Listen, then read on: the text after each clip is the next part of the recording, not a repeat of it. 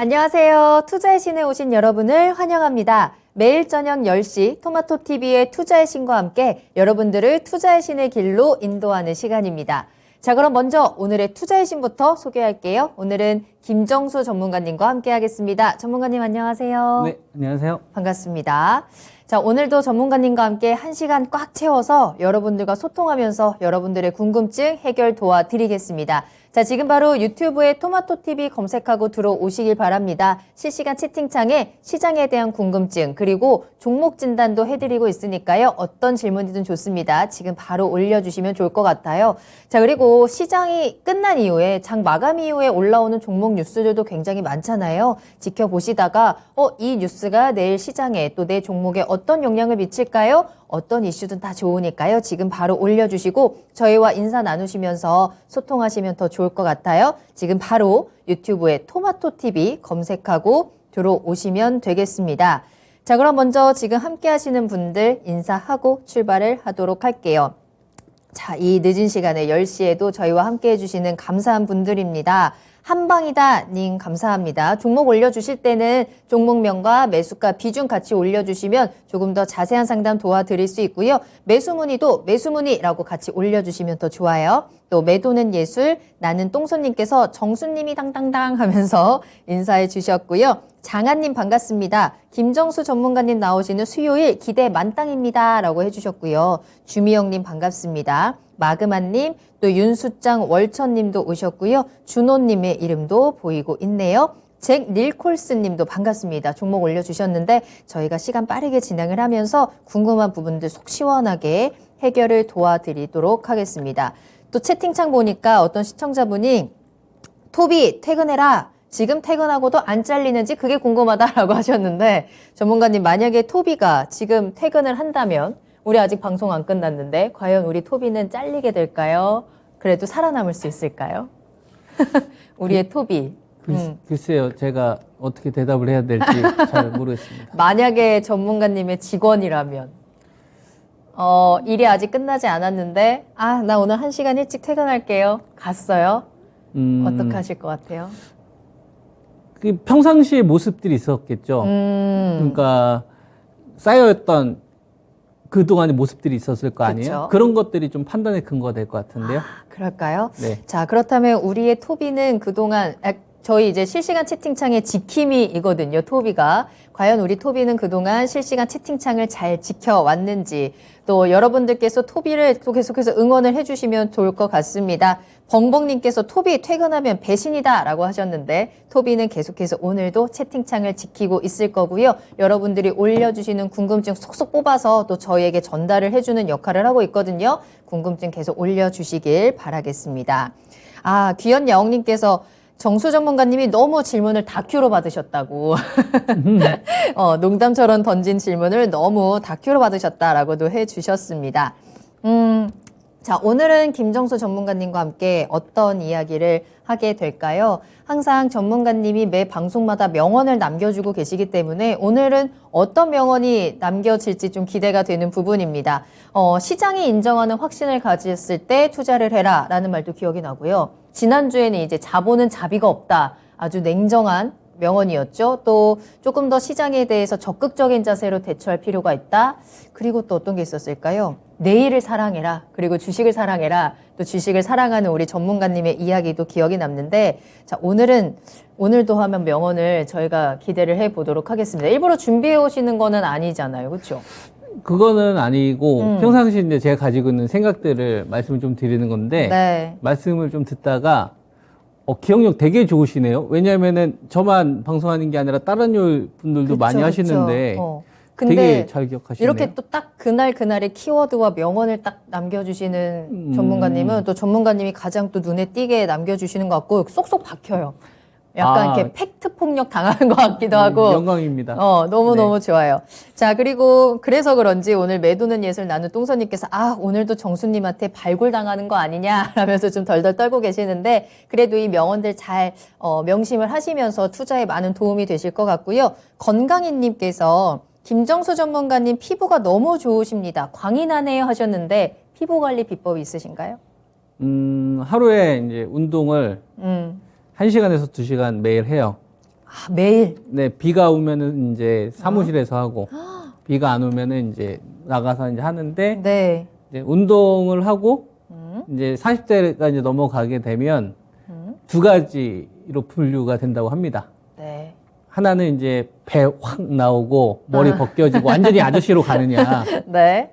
관리를 좀 잘못해버리면, 그쵸, 그쵸. 기초대사량도 좀 많이 떨어지니까. 그리고 여기서 좀 잘 관리를 하면, 그래도 좀 약간 멋있는. 젊은 오빠? 젊은 오빠가 될 수 젊은 있는. 오빠까지? 그죠. 그래서 이제 그 둘 중에 이제 갈림길에 있는 거죠. 관리가 필요하다고 생각이 드는데, 관리가 피부에 대한 것도 하려면, 네. 저는 되게 많이 알아봤거든요.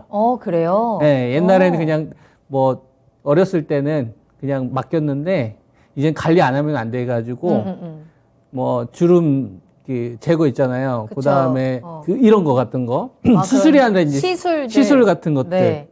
그런 것들도 있고, 화장품을 아모레퍼시픽이나 이제 뭐, 중수 제품사들 있을 때 어떤 게 효과가 더 좋은지도 다 비교를 해보고, 와이프도 또 비교를 해보고. 아, 진짜. 검증을 다 해보고. 꼼꼼하게 또 비교하시면서. 그렇죠. 옛날에는 사용을 그냥 하시는구나. 뭐 로션 먼저 바르고 스킨 바르 그냥 상관없이 발랐단 말이에요. 진짜요? 근데 요거를 이제 계획을 세워보니까 언제 효과가 좋은지를 와이프가 알려주더라고요. 그래서 그걸 한번 테스트해 보니까 네. 이전보다는 신경을 썼을 때가 나아졌어. 훨씬 더 나아지더라고요. 근데 이게 관리하는- 먹는 것도 마찬가지인 것 같은데, 근데 이거 한지는 얼마 안 됐어요. 제가 작년도 한 봄부터 이런 거 좀 신경을 썼는데, 네. 이런 게 좀 복합적으로 작용을 하고 있는 것 같아요. 그 1년 만에 또 이렇게 화면에서도 티가 날 정도로 광이 나는 피부를 가지게 되셨습니다. 오, 관리하는 남자 정수님 멋집니다. 라고 하셨고, 중년의 재력은 피부입니다. 라는 댓글도 올라오고 있네요. 자, 그렇지 않아도 그 부분이 저도 궁금했습니다. 요새 저도 체력에 대한 관심이 굉장히 좀 많아지고 있어서, 주식 투자를 할 때도 좀 체력이 필요할까요? 투자도 체력전일까요? 네, 정신적인 체력도 있을 거고요. 저 같은 경우는 그 주식시장이 9시부터 이제 3시 반에 끝나면 제가 한 6시나 6시 반 정도에 일어나거든요. 네. 그러면 한 30분 정도를 한 바퀴 돌면서 이제 산책을 해요. 이제 산책하면서 이제 좀 심호흡 같은 것도 좀 하고 간단하게 운동을 하는 건데, 네. 그리고 나서 이제 주식을 보면은 계속 보지는 않습니다. 어차피 제가 이제 사야 될 가격과 기업들은 다 미리 다 저는 업데이트를 해놓기 때문에 네. 그 가격이 왔을 때만 하고 안 왔을 때는 시간이 좀 남잖아요. 그렇죠. 그때는 이제 좀 잠깐씩 이렇게 운동하는 거예요. 뭐 예를 들어 신문 볼 때 이렇게 약간 아령 살짝 좀 들고 끊임없이 움직이시는구나. 운동도 뭐 하시고. 그러니까 이제 음. 확 무리해서 하지는 않고 틈틈이. 네. 그러니까 이제 오히려 그게 또 생각하는 데 도움이 되더라고요. 땀을 좀 흘리게 되니까. 조금 이제 생각을 좀 전환할 수 있는 좀 쉬어주는 타이밍도 그쵸, 필요할 거고요. 제가 옛날에는 주식에 빠져 있었을 때는 네. 그냥 하루 종일 그것만 파헤친 적도 있어요. 근데 오히려 그렇게 하는 것보다 좀 잠깐 딴 데로 신경을 좀 돌릴 때가 오히려 더 좋은 결과가 나는 경우가 생기더라고요. 맞아요. 우리가 또 너무 네. 한 곳에 몰두하고 있다 보면 주변을 잘 보지 못할 때가 분명히 있기 때문에 잠깐 쉬어주면서 이제 리프레시하면서 조금 머리를 그게 비워주고. 되게 중요한 것 같아요. 그 자기하고 좀 다른 생각을 가지고 있는 사람들하고 만나는 것도 좋은 것 같아요. 맞아요. 그러면 맞아요. 야 어떻게 그렇게 생각할 수가 있지? 근데 이게 주식에 도움이 되더라고요. 네, 그래서 저도 하면서 옛날에 저의 모습을 되게 많이 반성을 합니다. 옛날에는 그냥 저는 다 제가 맞다는 생각주의였고 네. 저 중심이었는데 네. 그게 아니거든요. 다른 사람들의 생각이 더 배울 게 많은데 다만 이제 거기에 제가 옛날에는 고집을 좀 많이 피웠던 것 같고 생각을 조금 오픈하다 보니까 제가 놓쳤던 부분들에서 되게 많은 아이디어들이 있는 것 같아요. 물론 이제 중심은 제가 잡아야 되겠지만 그래서 좀 그런 것들이 좀 긍정적인 결과들을 좀 만들어 나가는데 좋은 계기가 됐던 것 같습니다. 네. 알겠습니다. 확실히 또 주식에도 우리는 다양한 시각이 필요합니다. 또 체력도 중요하고요. 특히나 우리가 정신적인 체력을 멘탈 관리를 하기 위해서 조금은 한번 한 타임 좀 쉬어가고 그 사이에 우리가 또 다른 이야기도 들어보는 그런 시간도 꼭 가져보시길 바랄게요. 지금 이 시간 또 투자의 신과 함께 하시면서 내가 보지 못했던 투자에 대한 어떤 시각이 있는지 그에 대한 정보들도 함께 받아가시면 좋을 것 같습니다. 자, 그럼 지금부터 본격적으로 여러분들이 유튜브에 올려주신 질문들 이야기 나눠보도록 할게요. 자, 먼저 레이몽님 반갑습니다. SK 스퀘어에 대한 질문을 주셨는데요. SK 스퀘어 오늘 가상화폐 뉴스 나왔던데 뉴스에 대한 해석 부탁드립니다. 라면서 올려주셨습니다. 네, SK 스퀘어가 암호화폐를 발행한다라는 뉴스가 오늘 있었습니다. SK텔레콤 또 11번가와 연동을 해서 자체 암호화폐 발행에 나설 것이다라는 뉴스가 떴는데요. 메타버스, 이커머스, 콘텐츠 전방위에 걸쳐서 이 SK의 ICT 서비스를 두루 연결하는 블록체인 기반의 가상 경제 시스템을 구축하겠다. 시장의 생태계 우위를 선점하겠다라면서 이 암호화폐 시장 그리고 메타버스 이런 가상화폐 시장에 발을 들였습니다. 이 뉴스를 우리가 좀 어떻게 해석을 해야 되는 거고 관련 종목들의 흐름이 어땠는지도 함께 체크를 해볼 수 있으면 좋을 것 같거든요. 김정수 전문가님, 이 뉴스 어떤 영향이 있었을까요? 오늘 시장에서. 저는 SK 스퀘어 같은 경우를 우리가 그냥 이 종목 하나로 보면 답이 안 나올 것 같고, 네. SK 스퀘어는 SK 오너 최태원 회장이 어떤 생각으로 이 기업을 바라보고 있느냐가 중요한 것 같아요. 그러니까 가상화폐 쪽 관련된 블록체인 관련된 이런 것들을 SK 스퀘어를 통해서 문제를 풀겠다 이거거든요. 최태원 회장이 SK 그룹을 그리는 구도는 명확합니다. 일단 반도체. SK 하이닉스가 과거에 SK 에너지 이노베이션이죠. 이노베이션이나 SK 텔레콤 같은 이런 주력을 반도체로 가겠다가 일단 하나 있는 거고요. 두 번째는 이 바이오 제약 쪽에서 이 CMO는 이 SK 바이오 사이언스를 통해서 키우고, 그 다음에 SK 바이오팜이나 이런 걸 통해서 이제 좀 신약 쪽을 포커스를 좀 주겠다 이거죠. 그러니까 반도체하고 바이오를 SK 그룹 내에서 주력으로 가려고 하는 거고, 그리고 메타버스 관련된 플랫폼으로 가려고 하면 네. SK 그룹은 그게 없잖아요. 카카오나 네이버 같은 게 없잖아요. 그러니까 우리가 SK 텔레콤에서 가지고 있는 것 가운데서 티맵 있잖아요. 이건 경쟁력이 되게 좀 높잖아요. 우리나라 사람들이 되게 많이 이용하지 않습니까? 맞죠. 그거를 좀 활용하고 싶은 거예요.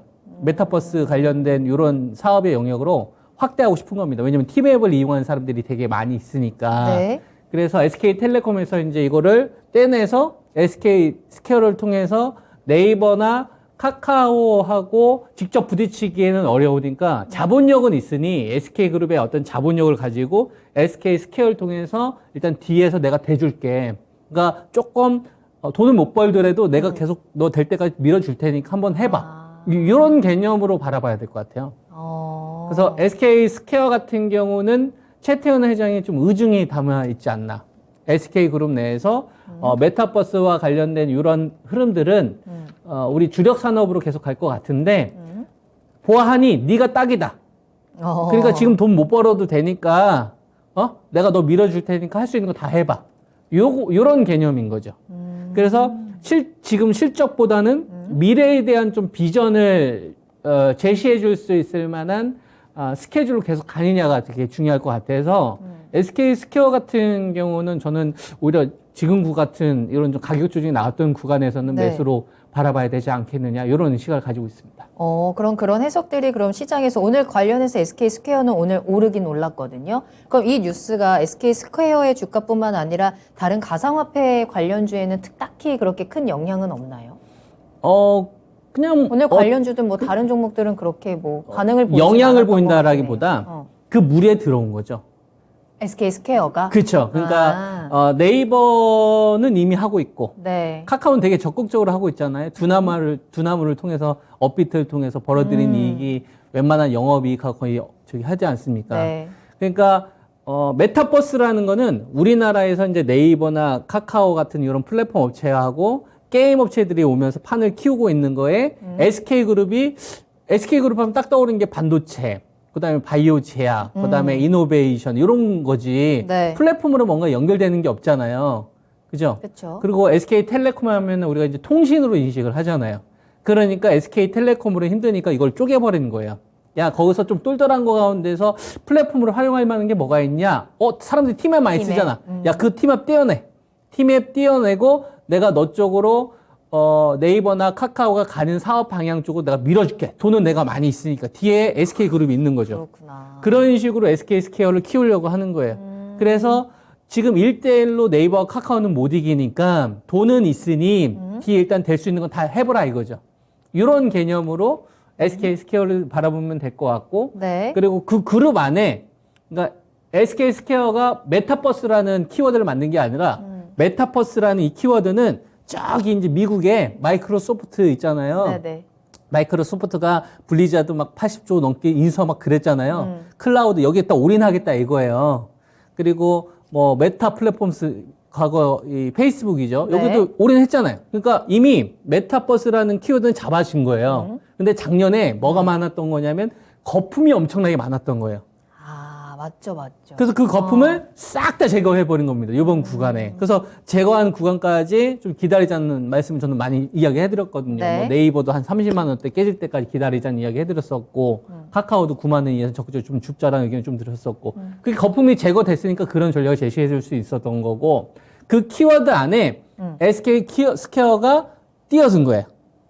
뛰어든 거고. 나머지 기업들은 약간 이제 발만 좀 담그고 있는 거죠. 롯데 같은 기업은 롯데온 같은 경우 이렇게 발만 이렇게 딱 담근 겁니다. 그래서 갈 듯 말 듯 하는데 발은 좀 담근 거죠.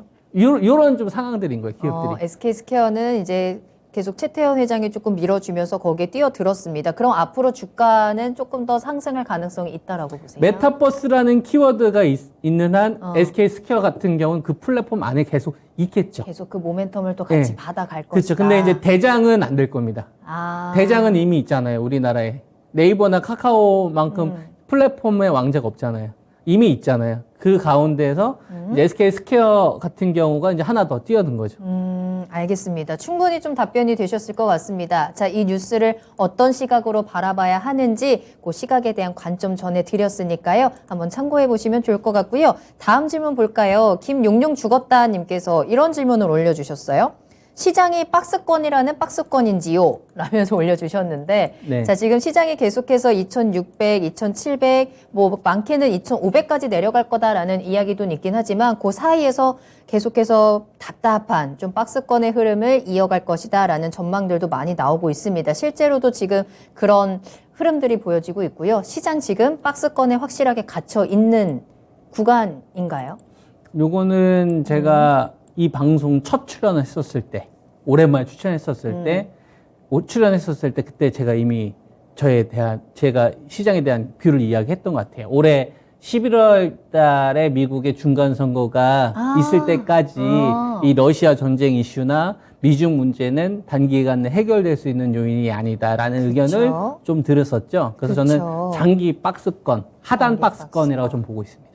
저희가 차트를 보면서 조금 설명을 드리면 더 좋을 것 같아요. 지금 시장이 어떻게 움직이고 있는지. 자, 그렇다면 11월까지는 우리가 장기 박스권이다. 그 안에서 우리는 어쨌든 지수에 대한 대응보다는 그 안에서 우리는 섹터와 종목에 조금 더 집중을 해야 되는 거고 그 안에서 우리가 어떤 종목에 집중을 할 수 있는지에 대해서도 저희가 지난 방송에서 계속해서 좀 짚어드린 부분이 있기 때문에 아마 저희 방송들 유튜브에 들어가셔서 다시 보기 해보셔도 좋을 것 같고 그래도 지금 좀 더 궁금합니다 라고 하시면 질문 올려주세요. 질문을 보내주시면 또 저희가 답변을 해드리도록 하겠습니다.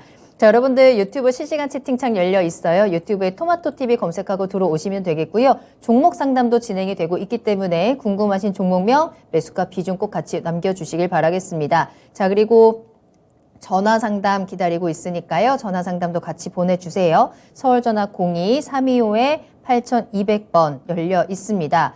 관련해서 질문이 지금 하나 올라왔는데요. 벙벙님께서 맞습니다. 지금 개별 종목 장세이긴 한데요. 빠진 종목이 많습니다. 그래도 혹시 아직 덜 빠졌다고 생각하는 파트도 있으신가요? 라고 하셨습니다. 앞서 말씀드린 것처럼 지금은 시장보다는 지수보다는 우리가 각각의 섹터라든지 종목에 대한 움직임에 집중을 해야 하는데요. 아직 요는 덜 빠졌다. 조금 더 빠질 수 있다라고 생각하시는 섹터는 어떤 게 있을까요?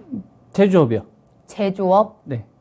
제조업이라고 하면 물론 이제 제조업도 약간의 차이가 좀 있겠지만, 네.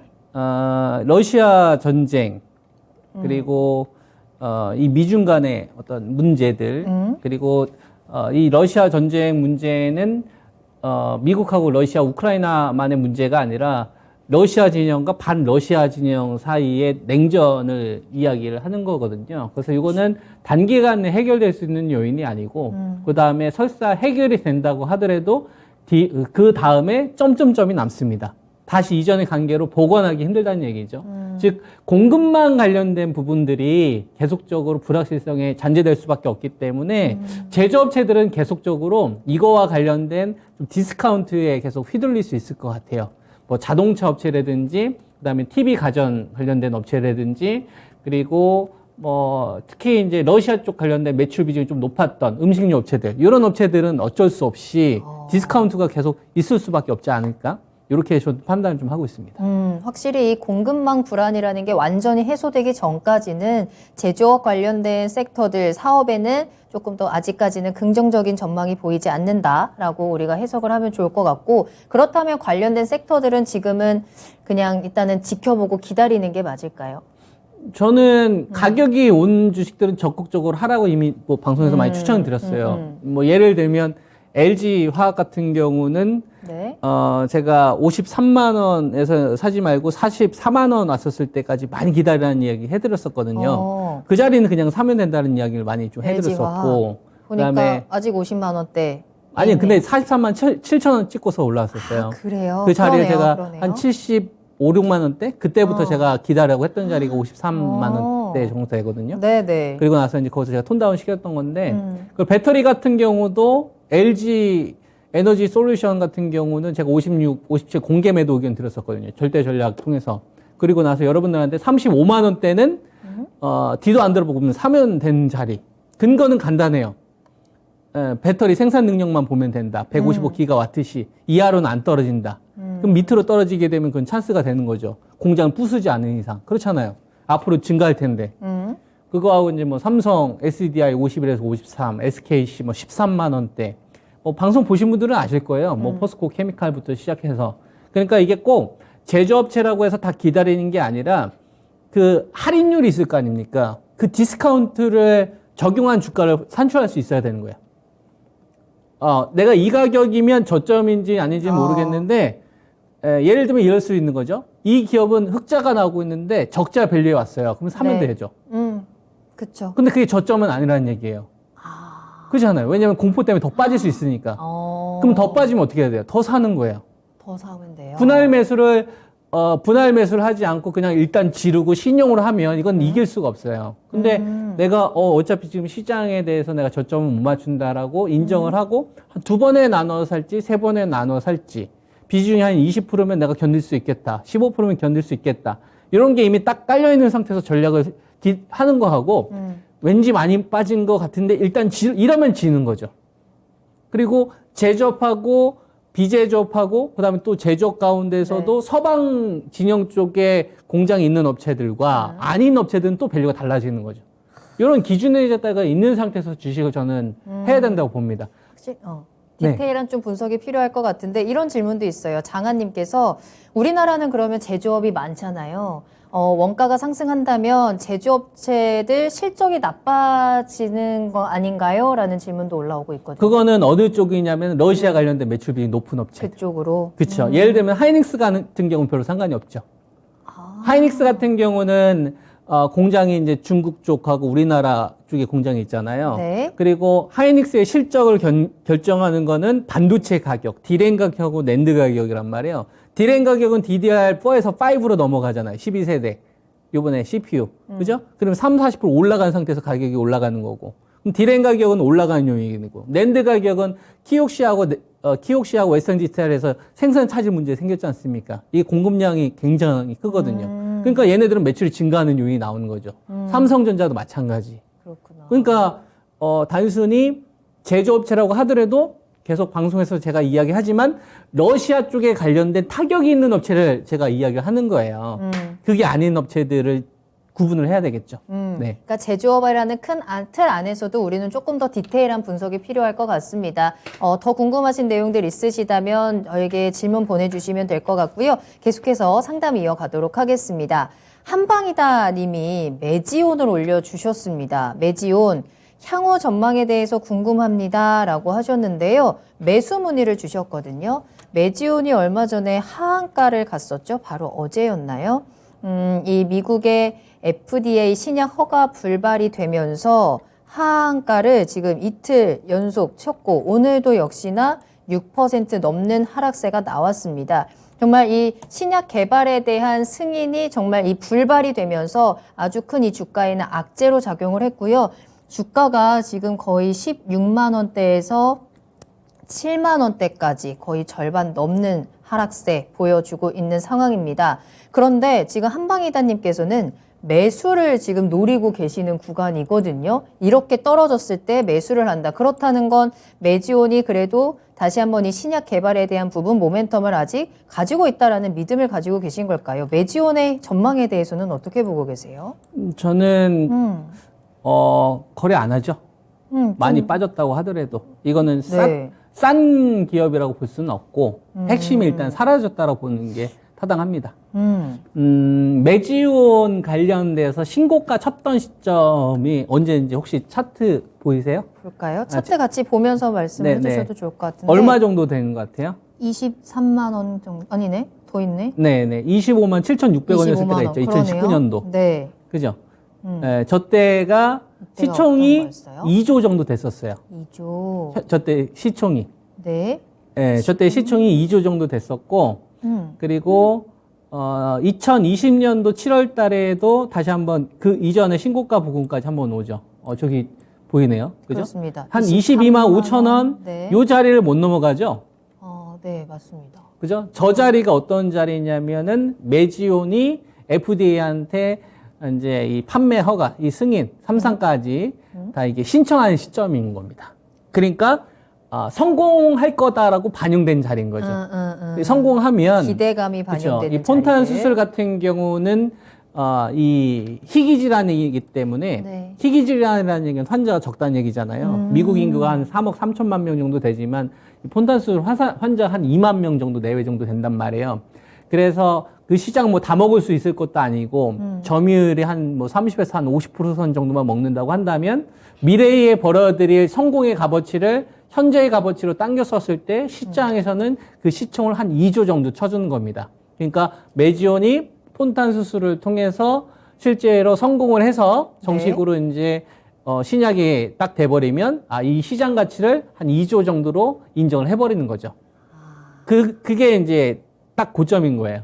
그러니까 22만 5천 원을 왜 못 넘어갔냐면은 네. 저거는 거의 이제 그 폰탄 수술 액션. 환자에 대한 이 사이즈인 거죠. 성공했어의 사이즈. 그렇게 되는 거예요. 그러니까 한계가 있는 거네요. 왜냐면 이제 어떻게 보면. 이거는 환자 수가 뭐 폭발적으로 많은 게 아니잖아요. 무슨 당뇨병 치료제나 이런 것처럼 많은 게 아니라 그렇구나. 희귀 질환이잖아요. 이 신약에도 또 희귀 질환이냐 아니면 정말 많은 사람들이 걸리는 질병이냐에 따라서도 요게 이 캐파가 달라지는 거군요. 그렇죠. 확실하게. 네. 그게 주가에도 반영이 되는 그렇죠. 거고. 근데 이게 아. 삼상일대라고 했잖아요. 네네. 그러면은 삼상은 이상보다 값어치가 높아야 되겠죠. 그렇죠. 이상은 가능성이 일상보다 더 값어치가 크니까. 높아야 되겠죠. 그죠? 일상보다는 이상의 값어치가 높아야 되겠죠. 이상보다는 삼상의 값어치가 더 높아야 되겠죠. 왜냐하면은 다가가면 다가갈수록 더 시판에 대한 일정이 더 가까워지게 되는 네. 거니까. 근데 요번에 메지온이 이 삼상에 대한 이 결과를 발표를 했는데 보면 1차 지표는 성공을 못하고 2차 지표는 이제 유의미한 결과를 냈어요. 그러면 우리가 보통 이렇게 생각합니다. 1차는 조금 부족했지만 2차가 좀 그래도 어느 정도 효과가 개선이 있어서 됐나 개선이 보다. 됐나 이렇게 그렇게 생각하는데 전혀 그렇지 않습니다. 그냥 그건 다 실패했다고 봐야 되는 거예요. 그래요? 요만큼의 여지도 있어서는 안 됩니다. 그러니까 1차 지표가 조금 부족하게 나왔고 2차 지표가 약간 개선 나왔으면 희망을 요만큼 더 가져서는 안 돼요. 회사에서 아무리 막 얘기를 하더라도 네. 단 요만큼, 요만큼도 꿈의 가능성이 요만큼도 가능성을 가지시면 안 돼요. 정말 단 요만큼도 그냥 다 실패한 거예요. 아무리 회사에서 어떤 그냥 요만큼도 실패한 거예요. 1차 지표가 굉장히 단호하네요. 끝. 그냥 그럼요. 끝. 자본주의라고 했잖아요. 자비가 없는. 그렇죠. 주식 시장은 감정 가지고 매매하면 안 됩니다. 감정 가지고 매매하면 안 되고 왜 그러냐면 1차 지표 같은 경우는 치료 효과를 보는 거예요. 네. 근데 치료 효과가 충족이 안 됐잖아요. 아, 그럼 효과가 없다. 그렇잖아요. 거네. 부족하다. 그죠. 그러니까 1차가 제일 중요한 거예요. 근데 1차 지표는 치료 효과를 얘기하는 거거든요. 네. 근데 그 유의성을 달성을 못했어요. 그럼 2차 지표 같은 경우가 개선되더라도 치료 효과가 유의성이 없으니까 문제가 돼버리는 거지. 근데 이거를 이제 매지온에서는 어떻게 얘기했냐면, 네. 그게 약간 좀 디자인상에 조금 부족했던 점이 있다. 그래서 보완을 해서 다시 제출할 거다라는 식으로 작년도부터 여태까지 끌고 왔었던 거예요.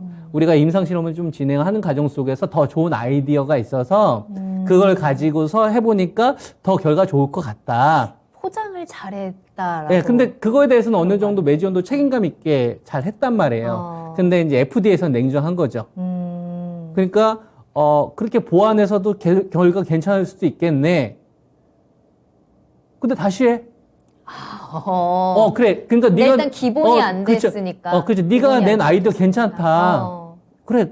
그렇게 하게 되면 더 좋은 결과가 나올 수도 있겠다. 그러면 폰탄 수술 이 환자들한테도 희망이 될 수 있겠고. 그렇죠? 대신 시험 처음부터 다시 해. 그러니까 뭐냐면 성과는 인정하는데 네. 처음부터 다시 해가 중요한 거예요. 원점으로. 그렇죠. 결국에는. 그러면은 이제 뭐가 생기는 거냐면 처음부터 다시 하기까지의 그 시간과 비용을 해결해야 되는 겁니다. 그래서 매지온이 좀 부족하다라기보다는 네. 그냥 FDA가 단호하다라고 보는 게 맞는 것 같아요. 매지온에 있는 이분들 같은 경우 정말 최선을 다해서 했거든요. 저도 이 기업을 계속 추적하면서 봤었는데 되게 열심히 했습니다. 근데 FDA가 좀 냉정했던 거예요. 그래. 너 성과 그런 보완 충분히 나올 수도 있겠네. 네 아이디어 좋다야. 근데 처음부터 다시 해. 이거예요. 진짜 약간 맥 빠지네요. 진짜 열심히 최선을 다해서 개선 방안을 마련을 했는데 좋은데 다시 원점으로 처음부터 시작을 해야 되니까 아마 그래서 주가도 좀 같이 맥이 많이 빠졌던 거. 그러니까 이제 주식시장은 제가 말씀드렸다시피 감정을 빼야 되는 거예요. 예. 그래서 주식 투자를 잘하려면 네. 그냥 제가 느낀 건데 주식 투자는 이과하고 문과가 같이 잘해야 돼요. 그러니까 기업을 보고서 이 기업이 싼지 비싼지에 대한 적정 가격, 자기만의 툴 가격도 논리적으로 나와야 되고, 그리고 이 주식을 사고 파는 과정 속에 사람들의 심리가 있기 때문에 호재의 환희를 느끼고 공포의 두려움을 느낀 개인들의 심정이 있는 게 거래가 되기 때문에 사람들의 심리에 대해서도 알아야 됩니다. 그래서 문과적인 성격도 알아야 되고, 이게 하나의 어떤 종합 작품으로 전 나오고 있는 것 같거든요. 와우. 그래서 주식은 예술 작품 같아요. 제가 봤을 와우. 때. 네. 그래서 이 예술 작품의 가격을 어떻게 매길 거냐, 공포 구간을 어떻게 매길 거냐, 호재 구간을 어떻게 매길 거냐, 지금 전 그 박스권 구간을 어떻게 매길 거냐에 대한 툴이 있어야 될 것 같아요. 근데 그럼 매지오는 어쨌든 간에 개선에 대한 부분이 분명히 인정이 됐고 처음부터 다시 시작을 하면 다시 또 승인을 받을 가능성이 있는 거 아닌가요? 그러면 지금 이렇게 떨어졌을 때 매수를 해도 괜찮지 않을까라는 생각도 들거든요. 전 반대 의견인 게 네. 그 시간을 어떻게 기다릴 수 있냐는 거죠. 1년을 기다릴 수 있고 2년을 기다릴 수 있고 3년을 기다릴 수 기약이 있고 없구나. 3상까지 진행하는데 5년 걸렸어요. 이 기업이. 그렇죠. 이 기업이 2016년도 10월 달에 시작했으니까 임상 5년 걸렸어요. 5년 기다릴 수 있어요? 아니요. 만약에 투자를 아니요. 하고 싶으면 네. 투자를 하고 싶으면은 정말 소액 비중으로 해야 되겠죠. 희귀질환 같은 경우는 그 많은 그 글로벌 빅파마들이 참여하지 않기 때문에 그렇구나. 다시 이렇게 기회를 줘요. 예, 그래서 그 지원 사격은 있을 수 있어요. 대신 장투가 될 수 있을 거라는 두려움이 있기 때문에 보통 네. 이제 기관 투자가들이나 프로들은 바로 빼버리죠. 그리고 나서 이제 다시 들어가려면 날짜가 확정돼야 돼요. 언제부터 임상 실험 진행하겠고 돈은 어떻게 마련하겠고 이게 나와야 돼요. 팩트로.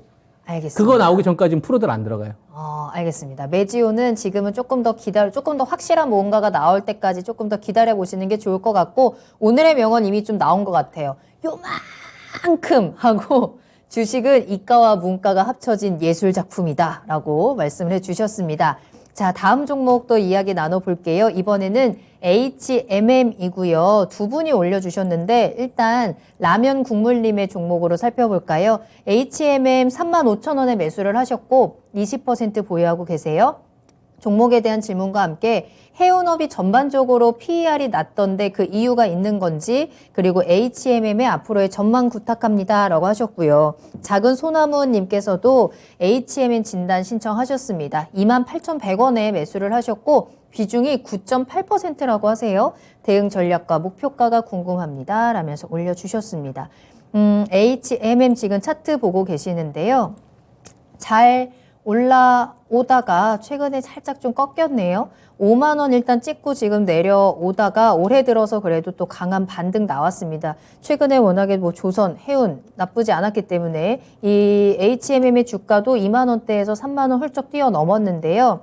한 분은 지금 살짝 손실을 보고 계시고 한 분은 수익을 채워가고 있는 구간입니다. 오늘 좀 빠졌기 때문에 앞으로의 대응 전략을 우리가 체크를 해보면 좋을 것 같습니다. HMM의 전망과 함께요. 해운업의 PER에 대한 이야기까지 한번 나눠볼까요? 우리가 이제 PER 같은 경우는 단기 순이익 대비 이 기업의 이제 시총이 얼마 정도 되느냐를 보는 거거든요. 네. 그러니까 PER이 2라면 우리가 이렇게 생각하면 쉽습니다. 내 원금을 회수하는데 얼마 정도 기간이 걸릴까? 네. 그게 2년이라는 얘기예요. 그러니까 예를 들어서 PER이 10이다. 네. 그러면 내 원금 회수하는데 얼마 걸린다는 얘기예요? 10년이나 10년 걸린다는 얘기예요. 오. PER이 5면 5년 걸린다는 5년이죠. 얘기죠. 그러면 네. PER 5가 좋은 거예요? 10이 좋은 거예요? 5죠. 5죠. 근데 네. 주식시장에서는 10인 기업을 더 쳐줘요.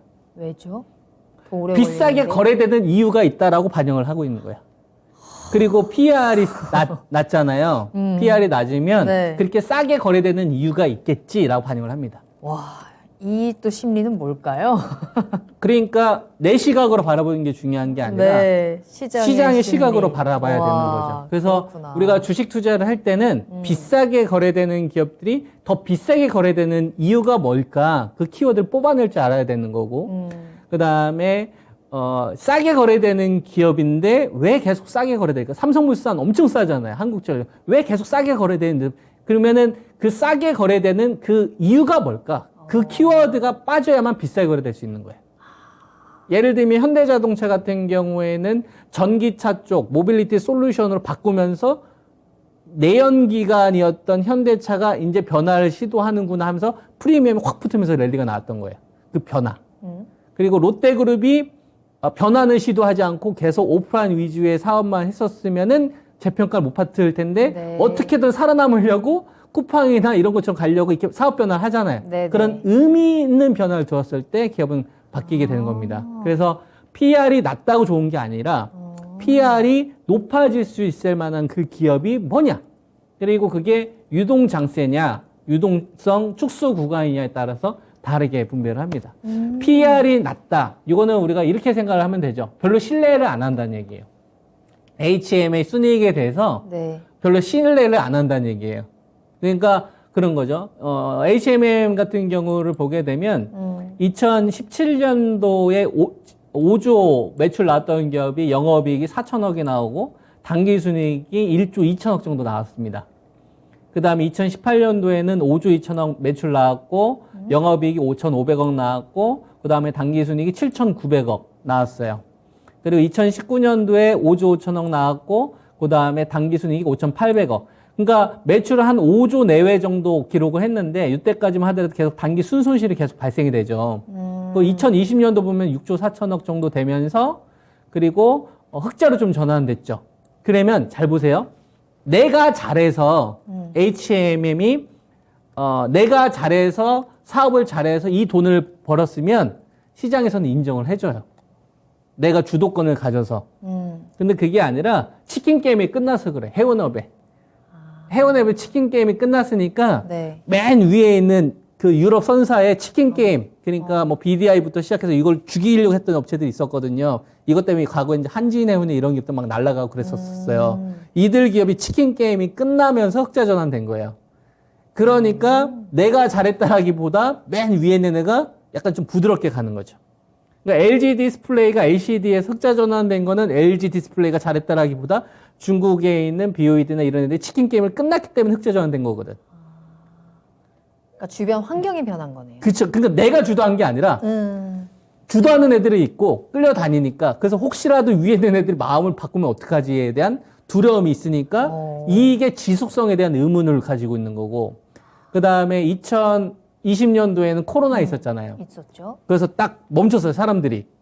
밖에 나가지를 못해. 못해. 그러니까 사람들은 돈은 어느 정도 계속 쌓여있는 가운데 돌아다니지 못하니까 뭐예요? 집에 인테리어 꾸미고. 맞죠, 맞아요. 막 그런 식의 어떤 심리가 생기잖아요. 맞아요. 오히려 자동차 구매 막 늘어나고. 그러다 보니까, 자동차 판매 같은 경우도 보면은 맨 처음에 생각했던 것만큼 자동차들이 생산량이 많이 늘리지 않았을 거예요. 오히려 줄었었단 말이에요. 근데 오히려 폭발했었잖아요. 맞아요. 그러다 보니까 갑자기 공급이 확 늘어나기 시작을 하면서 H&M 같은 기업들이 매출이 급증하기 시작합니다. 2021년도. 그 다음에 2022년도 이렇게. 그럼 요거는 뭐냐면 H&M이 좀 약간 코로나라는 좀 특수성을 만나면서 받았던 좀 이런 효과가 있었던 거죠. 이거에 대한 지속성이 있을 것인가에 대한 퀘스천 마크가 있는 거예요, 시장이. 그렇구나. 그렇기 때문에 네. 설사 저 때보다 지금 한 8조 7천억 정도 되면 지금 현재 이 기업의 시가총액을 비교를 해보면 얼마 차이 나지도 않아요. 지금 시가총액이 15조 정도 되니까 네. 뭐 영업이익으로 한 절반인 거예요. 그러면 정말 뭐 버는 금액 대비 저기잖아요. 근데 지금 시장에서는 주도로 번 게 아니구나. 코로나라는 이런 특수성과 그다음에 유럽 선사의 어떤 치킨 게임이 끝나면서 받은 이런 부분이 있구나. 그래서 돈은 많이 벌었는데 이게 계속 앞으로 사업의 연속성이 3, 4년 뒤에 지속이 될까? 이건 좀 잘 모르겠네. 그러니까 이렇게 낮은 저평가를 형성하고 있는 게 아닌가라고 저는 이제 생각을 하고 있는 거죠. 알겠습니다. 네네. 그러면 이 종목에 네. 대한 대응 전략을 일단 체크를 해볼까요? 일단 제일 중요한 거는 이전에 그 고점 자리를 그 밟고 올라왔다는 게 전 중요한 것 같아요. 28,000원짜리. 네. 그러니까 요 구간을 보면 시장하고 비교를 해보면 더 크게 차이가 나는데요. 이거 제가 시장하고 한번 잠깐 비교를 좀 해드리도록 하겠습니다. 네. 그리고 이거는 이제 H&M인데요.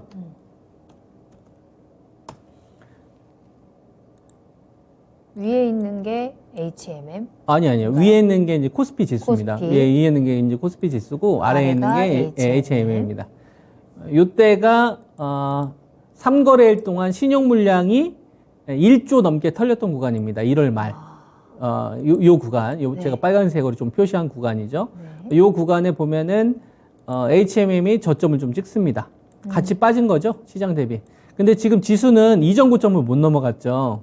근데 이 주식은 이전 고점을 넘어갔죠. 그러면 우리가 어떻게 해석할 수가 있는 거냐면 시장보다 메리트가 있네라고 해석할 수 있는 겁니다. 그러니까 지수보다 조금 더 강해지고 있네라고 볼 수가 있는 거죠. 그래서 종합주가 지수는 지금 직전 고점을 못 넘어갔으나 얘는 이미 넘어갔었기 때문에 28,000원짜리가 무너지기 전까지는 아직은 좀 상방이 계속 좀 열려 있지 않겠느냐. 이런 관점으로 의견을 좀 드릴 수 있을 것 같습니다. 알겠습니다. 충분히 좀 답변이 되셨을 것 같아요. 지금 손실 보고 계신 시청자님께서도 좀 많이 걱정되셨을 것 같은데 아마 35,000원이면 최근에 올라갔을 때 사셨을 가능성도 있을 것 같거든요. 사고 좀 내려가니까 많이 불안하셨을 것 같은데 요 답변 잘 참고하셔서 조금 믿음 가져보셔도 좋을 것 같습니다. 오늘 김정수 전문가님 함께하는 이 수요일이 정말 질문이 너무나도 많이 올라오고 있어서요. 조금 마음이 급해지네요. 다음 상담 바로 이어갈 거고요. SK 바이오사이언스 살펴보겠습니다. 15만 4천 원에 매수를 하셨고 비중은 10% 보유하고 계세요. 오늘 공매도 대량 상환했던데 이제 우상향 시작할까요? 라면서 올려주셨습니다. SK 바이오사이언스가 이제 코로나 백신과 관련된 이슈가 있으면서 주가가 조금씩 올라오고 있고 오늘까지도 그 상승세는 이어졌습니다. 앞으로 이 공매도에 대한 부분도 함께 체크를 해드리면 좋을 것 같아요. 이제 좀 털어냈으니까 좀 가볍게 올라갈 수 있을까요? 저는 지금 구간에서는 매수가 가능한 자리다라 좀 보고 있고요. 네. 그렇게 이제 생각하는 이유는 SK 바이오사이언스잖아요. 네. 바이오사이언스는 위탁 생산 업체예요. 이 기업의 본질은 위탁업으로 돈을 버는 기업이에요. 신약을 개발을 해서 네. 이렇게 한다라기보다는 뭐 아스트라제네카라든지 노바백스 요 백신을 위탁받아서 이익을 창출하는 업체란 말이에요. 이 이익을 좀 버는 이 규모를 좀 잠깐 우리가 한번 보도록 하겠습니다. 얼마 정도의 이익을 좀 창출하고 있느냐, 이걸 좀 보면은, 아이고. 차트 같이 보시면 좋을 것 같아요. 네. 네. 이게 아무 말 안 해도 이게 딱 이렇게 보셔도 됩니다. 네. 또 이런 재미도 있으니까.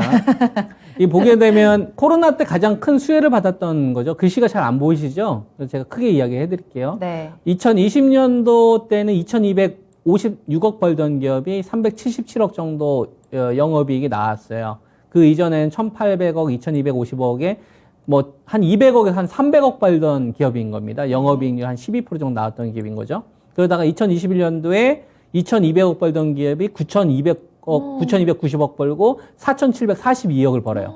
그러니까 영업이익이 한 10배수가 넘게 뛴 거죠. 근데 이 기업은 어떤 기업이라고 했어요? CMO, 위탁 생산이라고 했잖아요. 그러니까 2019년, 2020년도는 이제 독감 백신이잖아요. 요 백신 위탁받아서 돈 벌었던 업체인 거고, 2020년도는 뭐가 터졌어요? 코로나 터져가지고, 야, 지금 독감 백신 생산할 요거 여력 안 낸다. 요거 말고 코로나 백신, 아스트라제네카, 노바백스, 이게 노나. 그래서 독감 백신 이거 생산할 거를 다 이제 코로나 쪽으로 다 해서 한 거예요. 그래서 4,700억이라는 기업의 가치가 확 증가하게 된 거죠. 그러니까 피크 친 거예요. 왜냐하면 코로나로 인한 이 백신이 이제 2020년도에 제일 그 정점이 있었던 시기니까요. 근데 이제 2022년도, 2023년도를 보면, 요게 보면은 영업이익이나 이런 게 이제 좀 더 전년 동기 대비 증가한 걸로 나오지만, 이건 가봐야 되는 거잖아요. 바뀔 수가 있는 거 아닙니까? 네. 이건 익스펙트가 되는 거니까. 근데 이제 우리가 알 수 있는 게 뭐냐면, 2021년도를 기점으로 해서 8월 전, 요 기간 동안에 이 기업은 어떻게 돈을 벌었냐면, 아까 이제 말씀드렸다시피 아스트라제네카나 노바백스를 통해서 돈을 벌었던 시점을 제가 동그라미로 표시해 놓은 자리예요. 네. 그걸 이제 올해까지 연장을 했으니까 이제 실적이 유지가 되겠죠. 네. 그죠? 지금 그 자리 이하까지 떨어진 거예요. 그러니까 요때는 남의 백신을 위탁 생산해서 돈을 번 거고, 지금은 어떤 거냐면 남의 백신을 위탁받은 거에 요번에 내 백신도 내 백신으로도 이제 돈 벌 수 있는 구조로 바뀐 거예요. 요번에 그래서 뭐 정부에서 선구매 들어가지 않습니까? 그러면은 17만 원, 18만 원 저자를 잘 생각을 해보면 저 당시는 남의 백신으로만 돈을 벌었던 시기고 지금은 남의 백신에 내 백신으로 돈 벌을 수 있으니까 저 가격 이하는 전 싸다라고 보는 거죠. 그죠? 그리고 이제 여기 위에 이제 솟구쳤던 거 있지 않습니까? 네. 요 솟구쳤던 거는 두 가지 조건이 있어요. 시장이 유동성 장세일 때. 유동성 장세여야 사람은 눈이 뒤집힙니다. 눈이 뒤집히고 막 조회수 막 올라가고 막 그러는 시기. 네. PD님이 입이 이렇게 올라가는 시기란 말이에요. 네. 그죠? 요런 구간에 이제 정석투자가 어떤 말 할까 이제 막 이렇게 시청자분들께서 이렇게 하는 시기란 말이에요. 그렇죠. 이렇게 유동장세. 이때가 유동장세예요. 그러한 유동성 장세에 이 기업은 저기서 CMO를 통해서 돈을 벌었다고 했잖아요. 근데 여기서 이제 백신 성공 기대감. 국내 최초. 그쵸. 1호 백신 그쵸. 나오느냐, 저거는, K 백신. 그렇죠. 저건 다 뭐였어요? 그러니까 다 기대감.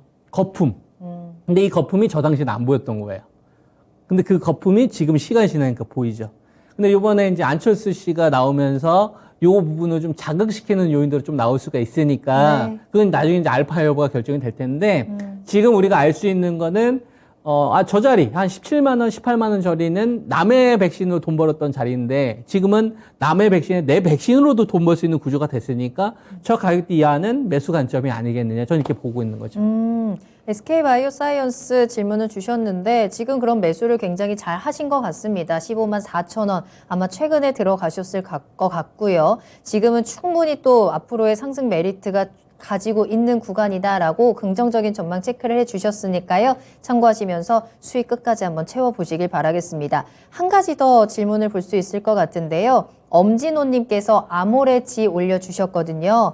5만 원에 매수를 하셨고 30% 보유하고 계십니다. 김정수 전문가님 저 어떻게 해야 할까요? 라면서 전망 부탁드립니다. 올려주셨는데 아모레지가 오늘 4만 4천 원의 거래를 마쳤고요. 5만 원에 매수를 하셨으면 조금 보유하신 지는 몇 개월 되셨을 것 같습니다. 최근에 올라온 듯 하다가도 이 5만 원을 뚫지는 못하고 4만 9천 원 찍고 딱 꺾여서 다시 한번 내려갔거든요. 오늘 1%대 상승을 보여주긴 했지만 44,000원에 지금 머물러 있는 상황이고요. 계속 이 5만 원을 올려다가 못 갔으니까 더 좀 안타까우실 것 같은데 어떻게 대응할까요? 아모레지는 일단 지주사죠. 아모레 퍼시픽이 가장 가지고 있었던 문제점이 뭐였었냐면은 네. 중국에 대한 의존도가 너무 높았고 고집을 피웠어요. 오프라인 사업에 대한 매출 비중을 계속 유지하기만 했었죠. 요거에 좀 칼을 대기 시작하면서 변화를 뒀기 때문에 저는 기업은 결국은 우상향 구조로 갈 수 있다. 그래서 아모레지도 지금은 좀 보유 관점으로 가는 게 맞다고 보는데 네. 우리가 이제 한 가지 알아야 될 게 있어요. 러시아 전쟁 딱 터졌잖아요. 러시아 전쟁 딱 터지면서 정권도 이번에 좀 교체되는 시점과 맞물렸지 않습니까? 그러다 보니까 좀 우선순위에서 밀렸어요. 그러니까 화장품이나 중국 소비주 쪽에 가려고 했던 이런 관심들이 네. 좀 정권 교체 관련된 뭐 건설이나 방산 이런 주식들 이제 곡물 가격 이런 이슈 더 큰 게 생기면서 자금을 좀 빼앗기는 구조로 갔던 것 같습니다. 그래서 시간은 좀 더디게 걸릴 것 같다. 이렇게 의견 좀 드리겠습니다. 시간은 좀 들릴 것 같다. 네. 끝인가요? 5만 원까지는 오기는 올까요? 오기는 오는데 좀 속도감 자체가 다른 섹터에 비해서 우선순위 좀 밀릴 수 있기 때문에 30% 비중이라면 저는 조금 과도하다라고 봅니다. 그렇죠. 비중이 네, 좀 네. 무겁기는 하죠. 네. 그래서 조금씩 반등이 올 때 비중을 좀 덜어내는 것도 그럼 필요할까요? 애초에 그럴 생각으로 하면 안 되죠. 아, 그래요? 그러니까 만약에 저는 주식 투자할 때 음, 손절할 생각을 만약에 한다면 네. 아예 그 주식을 하면 안 된다고 생각해요. 내가 만약에 아예 손절할 생각이라고 한다면 네. 딱 사는 순간 그냥 손절할 당연히 걸 왜 내가 사? 이길 수 있는 가격대에만 사야 된다고 생각을 하는 거거든요. 5만 원대 정도면 수익 내고 나올 수 있다고 보는데 네. 애초에 비중 설계가 조금 아쉬움이 있다 이거죠. 네. 좀 많이 무거우시겠지만 그렇게 너무 부담스럽지 않다. 조금 버티실 수 있다라고 한다면 시간이 걸리더라도 수익을 볼 수 있다라고 말씀을 해주셨으니까요. 한번 잘 대응해 보시길 바라겠고요. 시간이 거의 다 갔는데 요 질문 딱 한 가지만 단답으로 한번 들어볼까요? 어여뻐라 라헬님께서 김정수 전문가님 2차 전지 중에 양극, 음극, 동박, 전해질, 장비 어느 쪽이 더 매력적으로 느껴지는지 알고 싶습니다. 라고 하셨는데 어느 쪽이신가요? 양극재 쪽이 제일 돈이 되죠. 양극재 쪽이 제일 돈이 되고 그리고 만약에 네 가지 가운데 하나를 고른다면 당연히 양극재 쪽이죠. 양극재 쪽으로? 예. 어떤 종목인지 힌트 주실 수 있어요? 종목으로는 어떤 거? 또 종목을 또 찝어주시면 또 좋아하시거든요. 우리는 제가 종목이 또 얘기하고 있는 궁금하니까. 거에는 음극재도 같이 포함되어 있는 게 있어서 기본적으로 뭐 제가 이야기하고 있는 그 2차 전지 배터리 관련된 업체들은 딱 거의 정해져 있어요. 그래요? 네네. 지금 여기서 딱 속 시원하게 말씀 안 해주실 건가요? 뭐 양극재는 아니긴 하는데 네. 양극재 관련된 납품을 받으니까 에너지 솔루션, 삼성 SDI, 그다음에 이제 뭐 SKC, 그다음에 포스코 케미칼 얘네는 둘 다 하거든요. 네. 그리고 저 LNF 뭐 이런 업체 정도가 되겠죠. 네. 알겠습니다. 네. 자, 질문 주신 내용에 대해서는 양극재 쪽에 가장 큰 점수 주셨고 종목들도 살짝 짚어주셨는데요. 앞으로 조금 더 자세한 이야기 또 내용 이유에 대해서는 또 저희가 다음 시간에 시간이 된다면 함께 이야기 나눠보겠습니다. 자, 그렇다면 오늘 질문은 여기서 마무리를 하도록 할까요? 오늘의 전문가님의 명언도 나왔죠. 요만큼 하고 주식은 예술 작품이다. 우리가 이 논리적인 분석과 또 정확한 가격을 우리가 잘 체크를 해봐야 될 것 같습니다. 채팅창에 오늘 김정수 전문가님에 대한 너무 좋은 말씀들 많이 전해주고 계시는데요. 도움이 너무 많이 됐습니다. 정수님 뭔가 너무 재미있어요. 앞으로도 자주 오겠습니다. 라는 댓글들 좀 보이네요. 이렇게 기분 좋게 또 좋은 말씀 많이 나눠주셔서 모두 감사드리고요. 계속해서 투자의 신과 함께 여러분들도 투자의 신으로 함께 가시길 바라겠습니다. 다만 오늘 저희가 방송에서 전해드린 내용은 투자 판단에 대한 참고 자료입니다. 투자는 투자자 본인의 책임과 판단에 따라서 이루어져야 한다는 점 유의해 주시기 바랍니다. 자, 그럼 오늘도 모두 고생 많으셨고요. 저는 내일 이 시간에 돌아오겠습니다. 시청해 주신 여러분 고맙습니다.